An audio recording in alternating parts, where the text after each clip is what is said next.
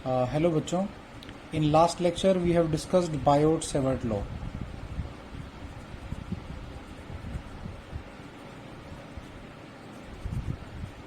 Okay, हमने Biot Savart law पढ़ा और उसमें हमने क्या पढ़ा कि अगर एक करंट कैरिंग एलिमेंट हमारे पास है, सपोज इस तरह से एक वायर थी, इस वायर का एक छोटा सा स्ट्रेट पार्ट हमने उठा दिया, उसका नाम क्या था, करंट एलिमेंट। आईडीएल से डिनोट करते थे, direction along the direction of current होता था टेंजेंशियल। अगर हम देखें इस पर्टिकुलर डायरेक्शन में टेंजेंट यही तो बनती है, तो इसकी वजह से किसी पॉइंट पी पे मैग्नेटिक फील्ड, ये वेक्टर आर हो गया। आर आपका क्या हो गया, position vector of the point with respect to your current element, ठीक है। And this is your theta, theta is angle between I dl and R, ठीक है। So what was the value of magnetic field, small magnetic field, it was equal to, vector form में बात करें तो mu naught by 4 pi I D L cross R upon R cube, ये तो हो गया वेक्टर फॉर्म में। And scalar form क्या बन जाएगी, mu naught I dl sine theta upon 4 pi into R square. वो एक आर जो है वो एक आर क्यूब को कट कर देगा तो आर स्क्वायर रह जाएगा। ओके, सो ये हमारे पास निकल के आया था। ओके, नाउ इसमें ना एक कॉम्पिटिटिव एग्जाम में बहुत ज़्यादा इंपॉर्टेंट कंसेप्ट होता है, आईआईटी पीएमटी में बहुत ज़्यादा इस्तेमाल होता है, ठीक है। तो उसको ज़रा देख लेते हैं, उसके बाद आगे चलते हैं। अगर कभी हमें बायोट सेवर्ट लॉ को करंट डेंसिटी की टर्म में दिखाना पड़ जाए, Biot Savart law in terms of what, current density, तो तब हम इसके साथ कैसे डील करेंगे। सो सी बच्चे, आपको पता है करंट डेंसिटी जो जे होती है वो किसके बराबर होती है, that is equal to J is equal to I upon A रहता है आपके पास, ठीक है। तो मैं करंट एलिमेंट को ड्रॉ कर लेता हूँ, तो करंट एलिमेंट कुछ ऐसा ही होगा, ठीक है। छोटा सा वायर का टुकड़ा जिसका लेंथ किसके बराबर है, डीएल के, एरिया ऑफ प्रोसेक्शन वायर का किसके बराबर है, ए के, और उसमें इस डायरेक्शन में करंट क्या कर रहा है, फ्लो कर रहा है। गॉट इट बच्चे। तो अगर हम इसमें जे की बात करें तो what is J equal to, J is equal to I by A, ठीक है बेटा। तो अगर हम लोग यहाँ से आईडीएल की वैल्यू निकाल सकें तो that will be very good. तो आप क्या करिए, आप इस पर्टिकुलर जो आपने जे लिख रखा है, इसमें सामने वाला जो फैक्टर है उसमें ऊपर भी डीएल से मल्टीप्लाई कर दो, नीचे भी, ठीक है। अभी ए इंटू में डीएल विच मीन्स ये वाला एरिया इंटू में length of the current element, वो पूरे करंट एलिमेंट की वॉल्यूम बन जाएगा इस छोटे से वायर के टुकड़े की, विच मीन्स डीवी यानी small volume of this current element that is piece of wire is equal to क्या हो जाएगा, ए डी एल। बड़ी सिंपल सी बात है, ठीक है। तो विच मीन्स आपके पास आई डी एल और नीचे क्या आ गया, डीवी आ गया, which means volume of the small segment of the wire which is called as current element, जिसका नाम हम लोगों ने क्या रखा है, करंट एलिमेंट रख रखा है, ठीक है। तो इसको उधर ट्रांसफर कर दीजिए, तो J into D V is equal to क्या हो जाएगा, आई डी एल। ओके, अब जे भी किसके डायरेक्शन में होता है, आई के, और डीएल भी किसके डायरेक्शन में होता है, आई के। तो अगर वेक्टर लगा देंगे तो दोनों तरफ कुछ इस तरह से आ जाएगा, ठीक है। सो अब इसकी वजह से मैग्नेटिक फील्ड कितनी आई थी पॉइंट पी पे, अभी अभी हमने लिखा था, इट वॉज इक्वल टू, अगर हम उसकी बात करें तो the value was equal to, the value is very easy, the value was equal to के जी D B vector is equal to mu naught by 4 pi I D L cross R by R cube. So this was the value, ठीक है। सो अभी यहाँ से DL का value कितना निकल के आ जाता है, अगर आप आई डी एल का देख लें, अगर आप इसको और इसको पिक करेंगे तो उसकी वैल्यू किसके बराबर हो जाएगी, जे डी वी के। तो विच मीन्स ये फॉर्मूला कन्वर्ट होकर किस में कुछ कैसा दिखने लगेगा कि जी D B is equal to mu naught by 4 pi into I, और आई को तो आप हटा ही दीजिए बिकॉज आई डी एल की जगह हम लोग जे डी वी पुट करने वाले हैं, तो यहाँ पे जे आ जाएगा, डी वी एक स्केलर है उसको आप बाहर लिख सकते हैं, और क्या हो जाएगा, cross R will be there, upon में क्या हो जाएगा, आर क्यूब। तो क्या फार्मूला बन जाएगा, value will be D B is equal to mu naught by 4 pi into में J cross R by R cube, ये आर सेम है, दोनों अलग अलग लिख दिया, यहाँ पे आर का ये यूज कर लिया, यहाँ पे आर का ये, कोई फर्क नहीं पड़ता, ठीक है, स्मॉल आर ही है दोनों, इंटू में क्या हो जाएगा, dV. So this is going to be the formula for magnetic field due to a current density when magnetic field due to a current element when current density J is given, जब आपको J given हो। So this is in terms of J, this is very very important. देखिए हमने कुछ नहीं किया, हमने IDL यहाँ पे क्रिएट किया आई बाई ए में, ठीक है। एडीएल किसके बराबर हो गया, छोटे से करंट एलिमेंट की वॉल्यूम के, तो दूसरी तरफ शिफ्ट कर दिया। अब डीएल का डायरेक्शन भी किसके अलोंग होता है, आई के, और जे भी किस तरफ होता है हम पहले पढ़ चुके हैं, अलोंग द डायरेक्शन ऑफ आई, ठीक है, उस एरिया के थ्रू जो होता है। तो विच मीन्स हम इस आई डीएल की जगह क्या सब्सिट्यूट कर सकते हैं, जे डीवी, तो हमने जे डीवी सब्सिट्यूट कर दिया। तो विच मीन्स क्या हो गया, वेक्टर जे और डीवी तो एक स्केलर टर्म थी, बाहर लिख दी, क्रॉस आर आ गया, तो which means J cross R आपके पास यहाँ बन गया और साथ में डीवी आ गया। सो this is very very important, काफी ज्यादा इंपॉर्टेंट है एंड बहुत ज्यादा पूछा भी जाता है एग्जाम में, ठीक है। सो नाउ अब इसके बाद आगे चल पड़ते हैं, ठीक है। एक और इसी में काफी इंपॉर्टेंट कॉम्पिटिटिव एग्जाम के पॉइंट ऑफ व्यू से कंसेप्ट आता है कि चार्ज की टर्म्स में और ड्रिफ्ट वेलोसिटी की टर्म्स में अगर आपको बताना हो बायट-सैवर्ट लॉ, ठीक है। तो देखिए बच्चे, आपको पता है चार्ज किसके बराबर होता है, Q is equal to I into D T, this is very very simple. या फिर I की वैल्यू किसके बराबर होती है, Q by D T, which means charge passed in a certain time D T, this is very simple. अभी फिर से क्या क्रिएट करना है, आईडीएल, तो दोनों तरफ किससे मल्टीप्लाई करो, this is very very easy, दोनों तरफ मल्टीप्लाई कर दो डीएल से, तो विच मीन्स इधर भी डीएल से मल्टीप्लाई करो, इधर भी डीएल से करो, बिकॉज आप अल्टीमेटली यहाँ पे जो आई डीएल है ना, इस फॉर्मूला के अंदर आई और डीएल इसी की वैल्यू सब्सटीट्यूट करेंगे। So what is IDL equal to, कितना वैल्यू आ गया यहाँ पे आईडीएल का, it is equal to Q into में DL by D T. Now this is you can say क्या, this is length of the current element और this is time D T, तो which means charge Q crossed the current element dl in time dt, तो this is called as velocity of the charge carrier. और अगर हम electron की बात करें तो ये क्या हो जाएगी, ड्रिफ्ट वेलोसिटी हो जाएगी। समझिए, ये करंट एलिमेंट मैंने आपके लिए दोबारा बनाया, ठीक है। इसकी लेंथ कितनी है, इसकी लेंथ dl है, चार्ज क्यू ने इसको क्रॉस किया, अगर चार्ज क्यू इलेक्ट्रॉन है तो विच मीन्स इलेक्ट्रॉन ने इसको क्रॉस किया, करंट ऐसे जा रहा है तो इलेक्ट्रॉन कुछ नीचे की तरफ आ रहा होगा, तो विच मीन्स इलेक्ट्रॉन ने इसको क्रॉस किया कितने टाइम में, dt में, तो dl बाई dt क्या हो गया, drift velocity of the electron. So what is I dl equal to, it is equal to q, और साथ में क्या हो जाएगा, vd आ जाएगा यहाँ पे आपके पास। So dl by dt must be velocity, dx by dt are displacement upon time, so displacement upon time is your velocity, so but in this case it is going to be your drift velocity basically, okay। and अगर positive charge है, अगर तो positive charge की बात कर रहे हो तब तो ड्रिफ्ट वेलोसिटी पॉजिटिव चार्ज की और डीएल दोनों सेम डायरेक्शन में होंगे। देखिए डीएल किसके डायरेक्शन में होता है, in the direction of current, direction of current, ठीक है। अगर ये पॉजिटिव चार्ज है, इफ दिस इज पॉजिटिव, तो पॉजिटिव चार्ज किसके अलोंग मूव करता है, in the direction of current, in the direction of current. तो विच मीन्स आपके पास अगर Q पॉजिटिव चार्ज को डील कर रहे हैं आप, तो VD और DL का डायरेक्शन क्या होगा, same, along the direction of current. तो जैसे आप इसे वेक्टर में कन्वर्ट करेंगे, सिर्फ क्या आपको प्लेस करना है, you are going to place a vector sign over here. लेकिन अगर ये नेगेटिव चार्ज हुआ, suppose electron is there, so in that case आपका VD का जो डायरेक्शन है that will be opposite to DL, और वो अपने आप एडजस्ट हो जाएगा C। जब आप यहाँ पे Q की वैल्यू पुट करेंगे तो वो अगर पॉजिटिव चार्ज है तो वो प्लस के साथ आएगी, नेगेटिव चार्ज है तो वो माइनस के साथ आएगी, तो ऑटोमेटिकली नेगेटिव साइन यहाँ पे आ जाना है, ठीक है। तो इन दैट केस आपका डीएल और वीडी का डायरेक्शन क्या हो जाएगा, अपोजिट। सो आपको कुछ सोचना भी नहीं है उसके बारे में कि मुझे माइनस लगाऊं, मैं प्लस लगाऊं। जब आप क्यू को पुट करेंगे तो सपोज अगर क्यू पॉजिटिव है, तब तो आपको भी पता है पॉजिटिव चार्ज करंट की डायरेक्शन में मूव करता है, तो विच मीन्स वीडी करंट के डायरेक्शन में होगा, डीएल होता ही करंट के डायरेक्शन में, दोनों सेम डायरेक्शन में आएंगे, तो विच मीन्स प्लस ऑटोमेटिकली आएगा ही। अगर नेगेटिव होगा तो नेगेटिव चार्ज का ड्रिफ्ट क्या होता है, करंट के अपोजिट डायरेक्शन में, इलेक्ट्रॉन करंट के अपोजिट डायरेक्शन में मूव करते हैं बच्चे। तो विच मीन्स इसका जो वीडी का जो डायरेक्शन होगा वो क्या होगा, करंट से अपोजिट, और डीएल का क्या होगा, in the direction of current. यहाँ पे जो माइनस चार्ज के साथ आप ई की वैल्यू पुट करोगे वो ऑटोमेटिकली नेगेटिव चार्ज यहाँ पे ले आएगा, ठीक है। सो आपको उसके बारे में कुछ नहीं सोचना है।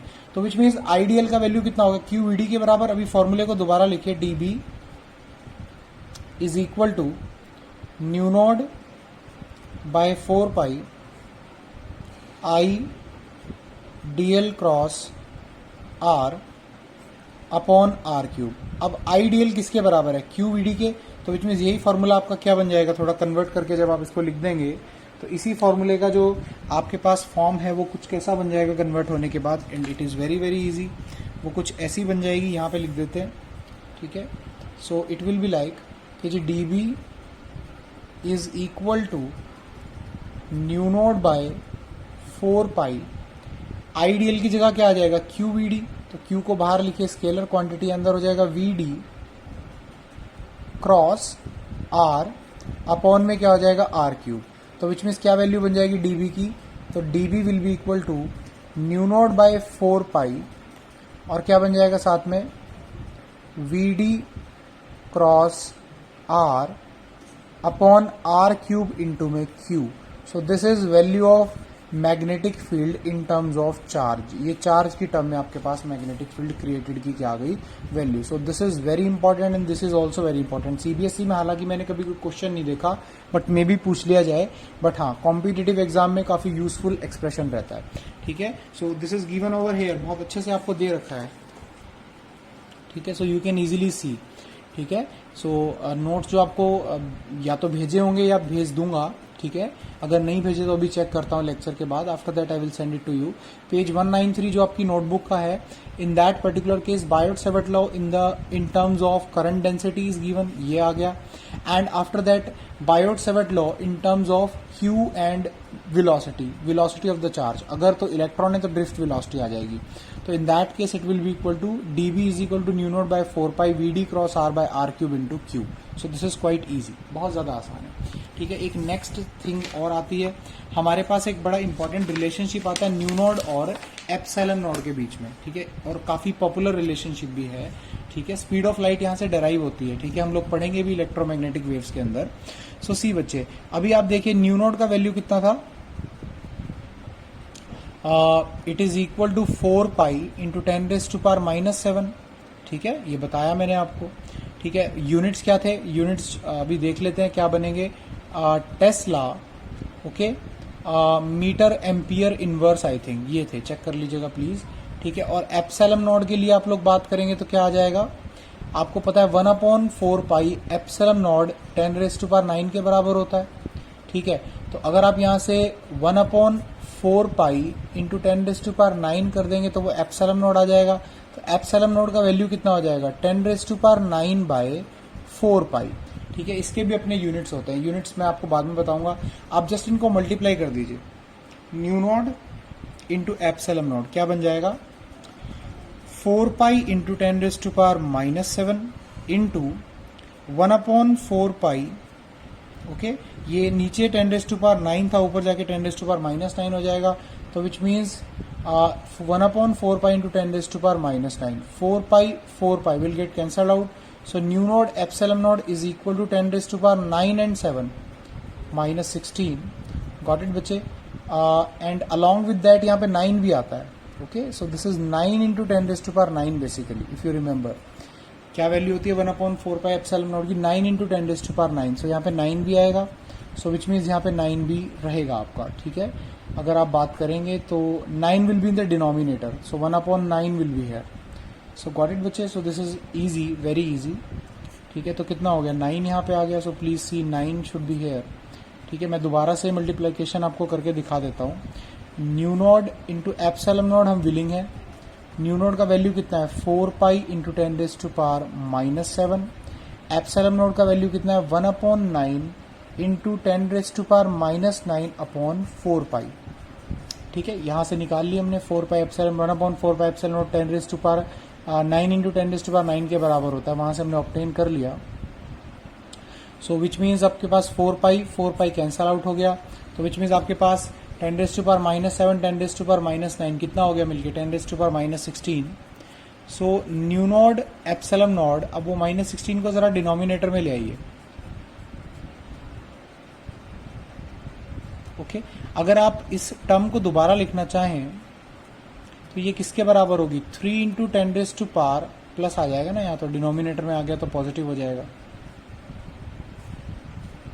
ठीक है, 8 का square, and what is this term, this is speed of light, units भी वही बनेंगे, मैच भी करेंगे हम बाद में, जब हमको न्यू नोड का जो यूनिट है हम निकालना सीख लेंगे, बिकॉज टेस्ला की डायमेंशन अभी राइट नाउ आपको पता नहीं है, वो आगे जाके हम लोग टेस्ला की डायमेंशन निकालनी सीखेंगे। सो विच मीन्स क्या हो गया mu naught epsilon naught is equal to 1/c², so c² कितना आ गया 1 upon mu naught epsilon naught, so यहाँ से c का वैल्यू कितना हो गया 1 upon under root of mu naught epsilon naught. So this is very very easy, काफ़ी ज़्यादा आसान है and this is very very important relationship, काफ़ी ज़्यादा इंपॉर्टेंट रिलेशनशिप भी रहता है आपका. ठीक है, okay okay. So now next we have applications of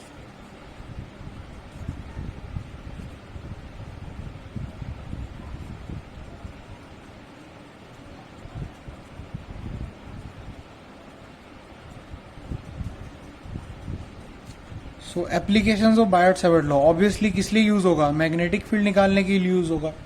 ठीक है, so one of the obvious meaning of applications is used to obtain magnetic field due to different types of currents. अलग अलग तरह के करंट्स के लिए मैग्नेटिक फील्ड निकालने के लिए यूज होगा. मैं आपको बता देता हूँ how many such cases are there जो हमें डिस्कस करने हैं. ओके, ब्रॉडली वैसे एनसीईआरटी तो सिर्फ एक ही करती है लेकिन उसके सब केसेस बन जाते हैं. Okay, so first is your आपका करंट कैरिंग लूप है. सपोज ये एक करंट कैरिंग लूप है, ठीक है, जिसका रेडियस कितना है, सर्कुलर लूप है, रेडियस आर है और इसमें करंट आई दौड़ रहा है. ओके, तो इसके सेंटर पे मैग्नेटिक फील्ड कितना बनेगा, इसको ओ कह दूं अगर सेंटर को, तो विच मीन्स बी नॉड कितना आएगा, which means magnetic field okay due to a current carrying loop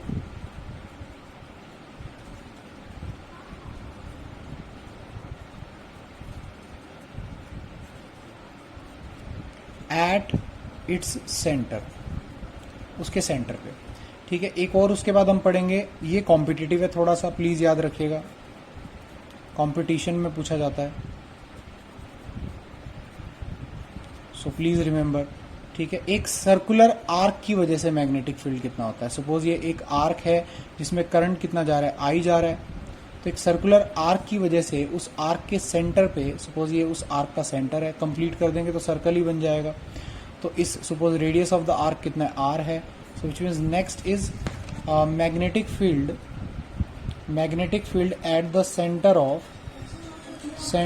of a current carrying arc. Okay, current carrying arc की वजह से. Okay, and what next we have, next is magnetic field due to a current carrying loop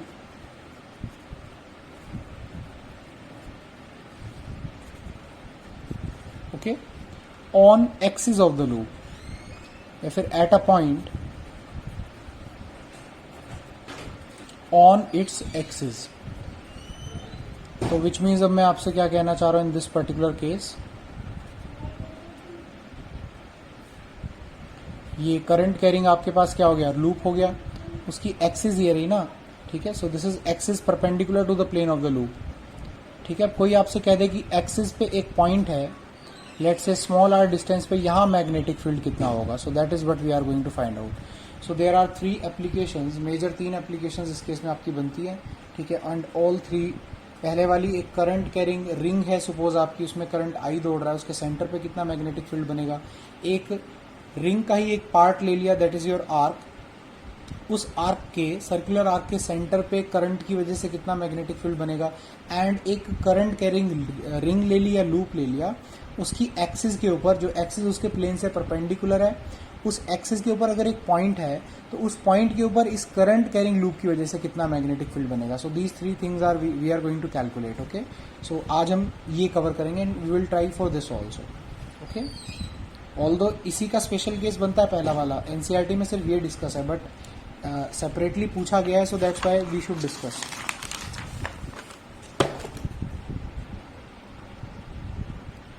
okay, so see beta, first of all magnetic field at the center of current carrying circular loop. So there is a circular loop and we are very much interested to find out the magnetic field at its center. So circular loop को थोड़ा अच्छा सा draw कर लेते हैं, बड़ा सा, ठीक है. सो ब्लैक का वैसे यूज कर लेंगे बिकॉज अच्छा उससे दिख जाता है. So suppose there is a circular loop.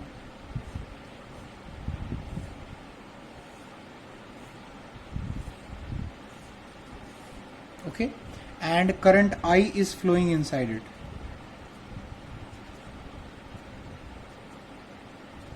So कितना करंट फ्लो कर रहा है I, and this is center of the loop, and radius of this particular circular loop is capital R. Let's say उसका रेडियस कितना है, capital R है. उसमें current पता कैसे छोड़ते हैं?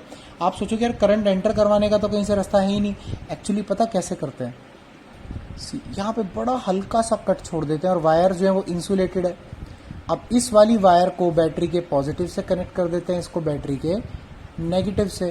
तो यहाँ से करंट क्या करता है, एंटर कर जाता है, ठीक है, इस तरह से, और घूमने के बाद यहाँ से क्या कर जाता है, लीव कर जाता है. तो विच मीन्स आपके पास सर्कुलर लूप के अंदर करंट बन जाता है. तो वो मैंने नहीं दिखाया, ठीक है, ऑल्दो दिखाते हैं बुक्स में ऑथर ऐसे. So and there is no need for that also. ऐसा नहीं कि कंपल्शन है दिखाना ही आपको वैसे, ठीक है. अभी लेकिन हमको तो सिर्फ क्या पता है, बायोट-सेवर्ट लॉ.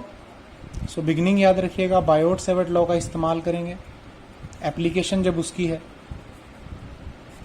बायोट-सेवर्ट लॉ किसके लिए एप्लीकेबल होता है, it can find out magnetic field due to a current element. और करंट एलिमेंट आपको पता है, ठीक है, आइडियल होता है और बेसिकली एक वायर का स्ट्रेट सेगमेंट होता है. तो ये आपकी सर्कुलर वायर है, अगर इसका बहुत छोटा सा पीस कट करोगे तो लगभग स्ट्रेट बनेगा, ठीक है. सो विच मीन्स अब हम दिखा सकते हैं, now we can easily show. Suppose this is your wire, ये कंप्लीट वायर है आपकी, ठीक है. तो थोड़ा सा अगर हम इस पे फोकस करें,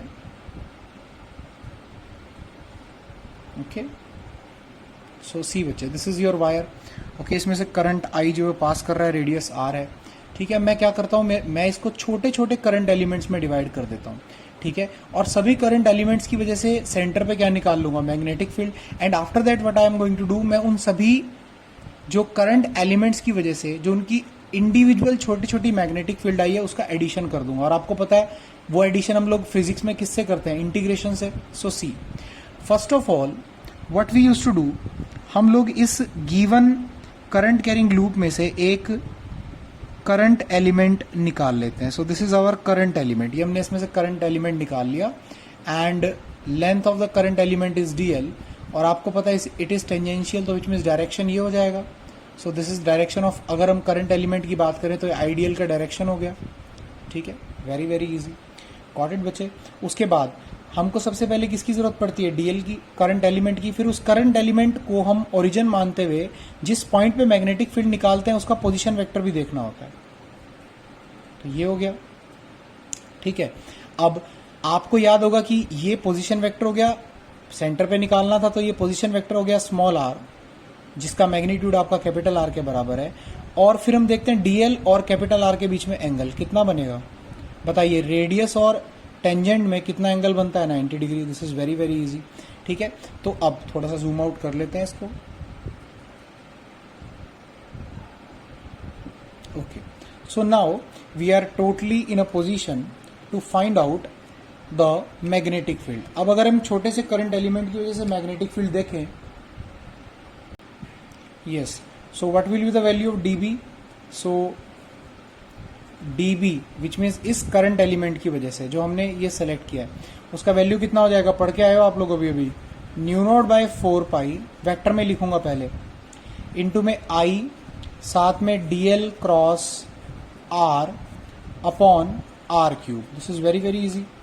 नाउ अब इसको एक्सपेंड कर दोगे तो क्या बनेगा, डीएल और आर के बीच का एंगल चाहिए क्योंकि साइन थीटा आ जाएगा यहाँ पे. तो डीबी का magnitude is equal to mu naught by 4 I आ गया, इसको एक्सपेंड कर दीजिए, dl R sine theta upon में आर क्यूब. ये आर क्यूब से ये कैंसिल हो गया एंड स्क्वायर बच गया. And what is magnitude of R, small R क्या है, बेसिकली जो करंट एलिमेंट की रिस्पेक्ट में जो आपका पोजीशन वेक्टर है जिस पॉइंट पे आपको मैग्नेटिक फील्ड निकालनी है, दैट इज पॉइंट ओ पे ही तो हमको मैग्नेटिक फील्ड निकालनी है, तो उस आर का मैग्नीट्यूड क्या होता है, वेक्टर का मैग्नीट्यूड क्या होता है, उसकी लेंथ, ठीक है। And what is length of this particular vector, it is capital R, तो विच मीन्स यहाँ पे स्मॉल आर की जगह कैपिटल आर आ जाएगा, तो what is d B magnitude, it is equal to mu naught by 4 pi, इन दोनों के बीच में एंगल कितना है, दिस इज, ये आपके पास छोटा सा सेगमेंट हो गया डीएल और ये हो गया आर, दोनों के बीच में एंगल 90 डिग्री है, तो कितना हो जाएगा आई, साथ में हो जाएगा dl sine 90 degree, got it बच्चे, अपॉन में स्मॉल आर का जो मैग्नीट्यूड है वो रेडियस ऑफ द रिंग के बराबर है, what is sine 90 degree equal to 1, तो डीबी का मैग्नीट्यूड क्या आ जाएगा, हम अब इसको ना सिंपल ऐसे लिख देंगे, बार बार वो एरो लगाना मोड लगाना, ठीक है, वो नहीं हम करेंगे। So what will be the value, value कितनी हो जाएगी, mu naught by 4 pi into में I D L by are square, so this is going to be the value. अब हमारे पास एक ऐसा करंट एलिमेंट थोड़ी कटेगा इसमें, अगर आप काटना चाहेंगे तो which means one current element will be this, next current element will be this, next current element will be this, next current element will be this, next will be this, so there are many such current elements continuously आप इस पे मान सकते हैं पूरी ring पे। तो total magnetic field कैसे निकलेगी, इन सभी की मैग्नेटिक फील्ड का सम कर लेंगे। सो डायरेक्शन भी चेक कर लेते हैं कैसे निकलता था, डीएल क्रॉस आर करके, सो जस्ट डू दैट। देखिए this is direction of dl, तो डीएल और आर इस तरफ आ गया तो dl cross r perpendicularly inward, which means कैसे बनेगा मैग्नेटिक फील्ड, परपेंडिकुलरली इनवर्ड। आप हर एक करंट एलिमेंट की वजह से चेक कर सकते हैं। सपोज मैंने कहा आपसे कि मुझे तो इस वाले करंट एलिमेंट की वजह से चेक करना है, करंट एलिमेंट का डायरेक्शन ये है, तो डीएल आ गया, और आपके पास जो वेक्टर आर ज्वाइन करेगा वो सेंटर की तरफ है, तो डीएल क्रॉस आर फिर से किधर आ जाएगा, इनवर्ड। तो विच मीन्स सभी की वजह से जो डीबी आएगा वो कैसे आएगा, perpendicularly inward, which means direction क्या आएगा डीबी का, डायरेक्शन ऑफ डीबी, क्रॉस का मतलब मैंने आपको बताया था परपेंडिकुलरली इनवर्ड। ओके, सो हम लोग लिख भी देंगे यहाँ पे, ठीक है। उसके बाद आगे चलते हुए कि dB is perpendicularly inward eight the centre, centre पे जो मैग्नेटिक फील्ड बनी है वो क्या है, परपेंडिकुलरली इनवर्ड है। सो कैसे निकालेंगे उसके बाद, so to obtain the net magnetic field, okay, we have to integrate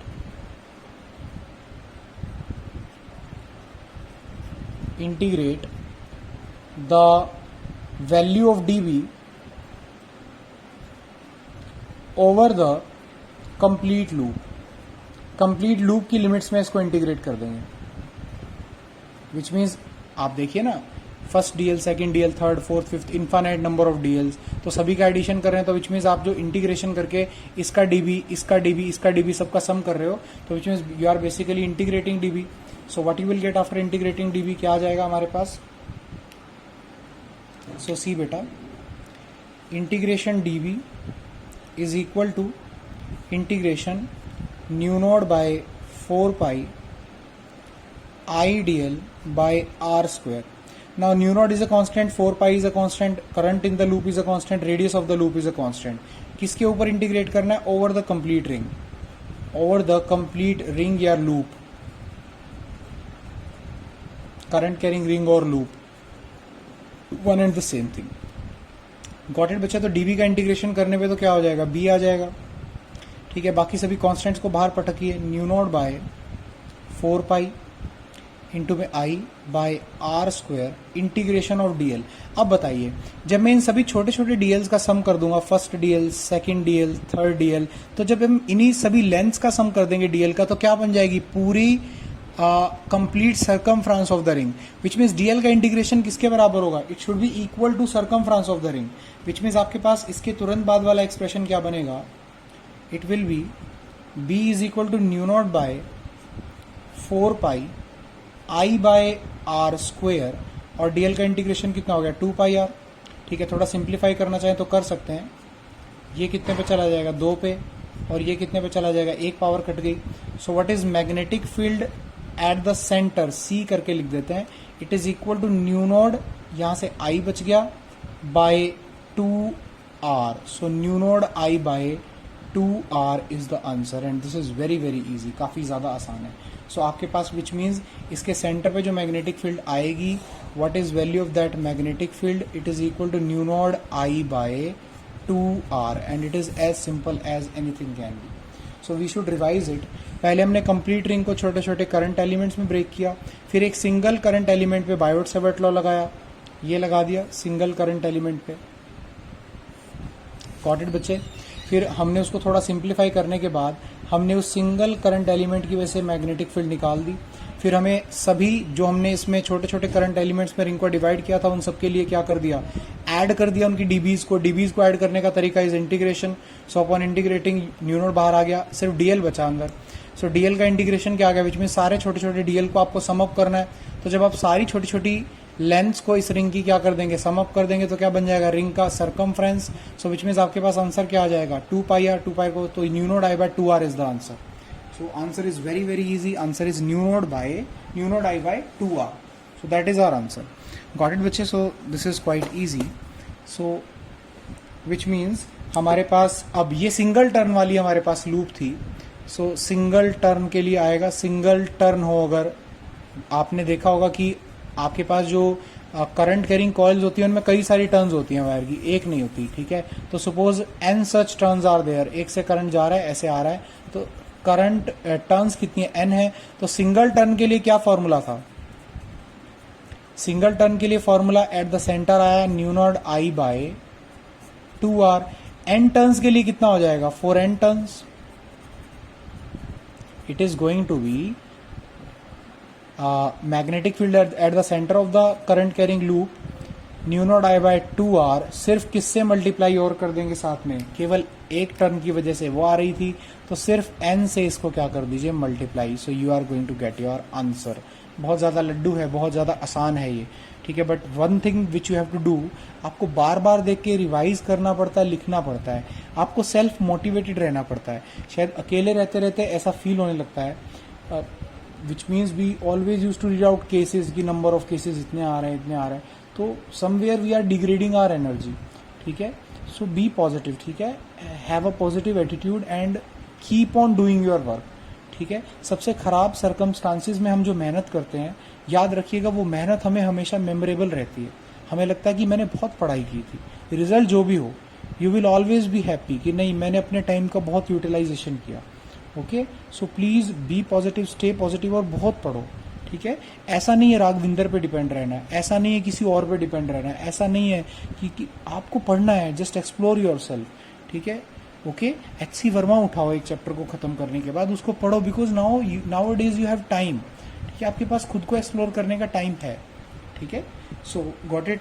तो अगर आपको कुछ डाइजेस्ट हुई हो तो प्लीज फॉलो करना.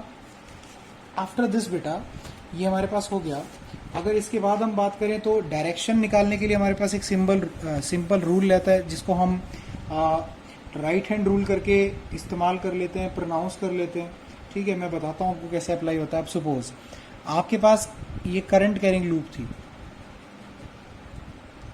ठीक है, तो अगर करंट ऐसे जा रहा है जैसे हमारी पिछली फिगर थी, पहले पिछली फिगर को देखते हैं. So just take your right hand, अपने राइट हैंड को पिक करो, करंट की डायरेक्शन में फिंगर्स को कर्ल कर लो. याद रखिएगा ये राइट हैंड रूल की तरह नहीं है, ये राइट हैंड थंब रूल की तरह नहीं है. वहां पे थंब के अलोंग करंट को रखते थे, ये आपका सिर्फ राइट हैंड रूल के नाम से जाना जाता है.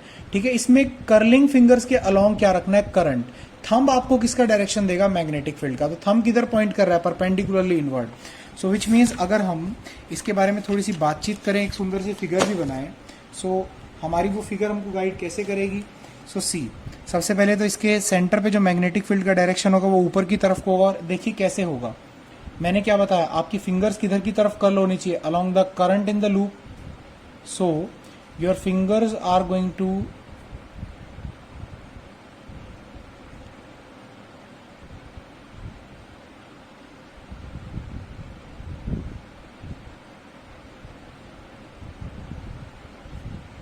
okay, and this is your thumb.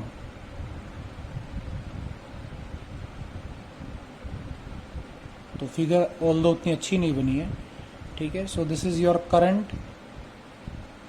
Current ऐसे घूम रहा था इस तरह से. ठीक है, जैसे कि ऐसे. थंब ने आपको किसका डायरेक्शन दे दिया, मैग्नेटिक फील्ड का.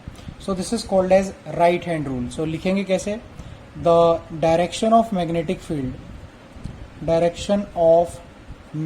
field due to a current carrying loop can be easily obtained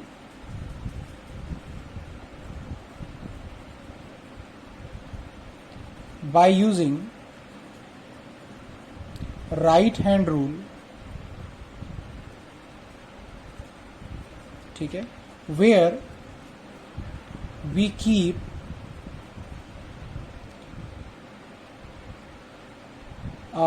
or we curl the fingers of right hand along the current in the loop. Thumb gives us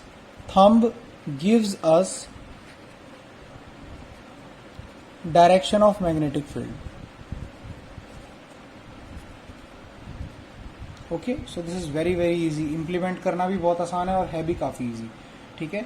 so in next lecture आप इस derivation को बहुत अच्छे से करके रखिएगा। इसके 2 numericals हैं, we are going to discuss that, फिर आर्क की वजह से निकालेंगे और एक्सिस पे निकालेंगे। सो नेक्स्ट लेक्चर 1 घंटे का रहेगा, प्लीज इसको अच्छे से पढ़िएगा, ठीक है। This particular lecture is very very important.